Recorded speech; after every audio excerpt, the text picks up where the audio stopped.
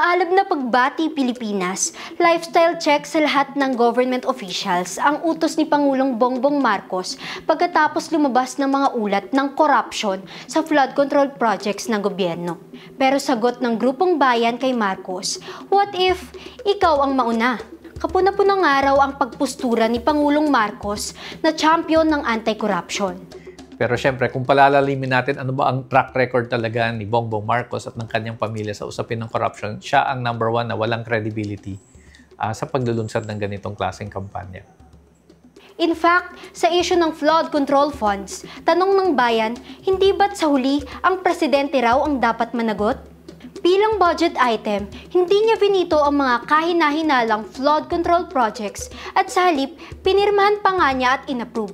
Kumbaga, back to you, B. And speaking of budget, tad-tad pa rin daw ng red flags ang panukalang budget ng Marcos administration para sa 2026. Halimbawa, kahit alam ng source ng corruption ang infrastructure projects, mahigit 270 billion pesos pa rin ang nilaan ni Marcos para sa flood control. Katiting lang yan ng total infrastructure budget na aabot lang naman sa 1.5 trillion pesos. Pangalawa ang infrastruktura sa may pinakamalaking proposed budget para sa 2026 mga bes. Daming available funds for corruption, boss.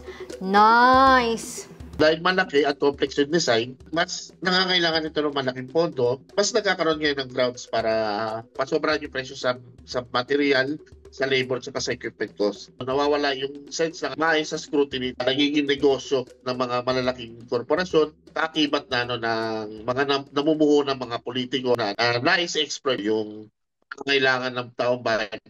Hindi dapat maabsuelto ang Pangulo sa korupsyon sa infrastructure projects, paliwanag ng grupo. Mga contractors lang yung ina-expose niya patungkol sa mga ganitong proyekto. When in fact, dahil siya yung nag-approve sa mga ganitong proyekto, sangkot din siya sa isang practice o isang kultura ng korupsyon sa ating public infrastructures. Ironic nga raw na sumasakay si Pangulong Marcos sa laban sa katiwalian. Unang-una raw, ang tatay niya ang world record holder ng pinakamalaking dinambong ng isang pamahalaan. Pangalawa, hindi ba't si Pangulong Bongbong daw mismo ang nagpatigil sa impeachment ni Vice President Sara Duterte na tungkol sa issue ng corruption sa confidential funds? At ang pinaka-ironic, pagdating dyan sa confidential funds is that the President has the biggest allocation. That's so true! Dahil aabot sa 4.5 billion pesos ang proposed confidential and intelligence funds ng Pangulo. Bukod pa yan sa halos 250 billion pesos na on-program funds o pondo na wala pang tiyak na paggagastusan. Tanong tuloy ng Grupong Bayan, seryoso ba talaga ang Pangulo sa pagsugpo ng korupsyon? Kung gusto niya talagang maging halimbawa ng good governance, dapat siya mismo tinanggal niya yung napakalaking confidential and intelligence funds niya. Also, yung mga nangyari noong 2025 budget na napakalaking budget na napunta sa ayuda, basically, pork barrel funds yan na ginawang ayuda at ginamit ng Administrasyong Marcos para sa matiyak niya na kanyang mga alyado ay mananatili o mananalo sa eleksyon. Puro na lang kurakot sa pera ng bayan. Ano ba guys? Wala na bang pag-asa na totoong magamit ang public funds para sa taong bayan?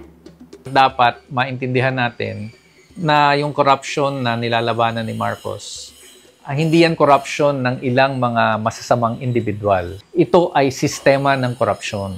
We're talking about the political dynasties. We're talking about the system of bureaucrat capitalism na ginagawang negosyo ang panggogobyerno.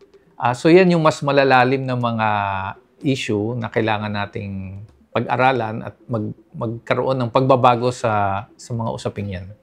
Sa huli, sabi ng Grupong Bayan, kahit sinusuportahan natin ang mga investigasyon sa maanumalyang proyekto at pangungurakot sa pondo ng bayan, ang taong bayan daw ang mapagpasya sa pagpapatigil ng ganitong korap na sistema. As sa taong bayan, it's a yes for me. So at the end of the day, it is the people's vigilance at yung militanteng paniningil ng mamamayan sa ating mga opisyal ang siyang magtitiyak na may iwasan ang ganitong klaseng mga korupsyon.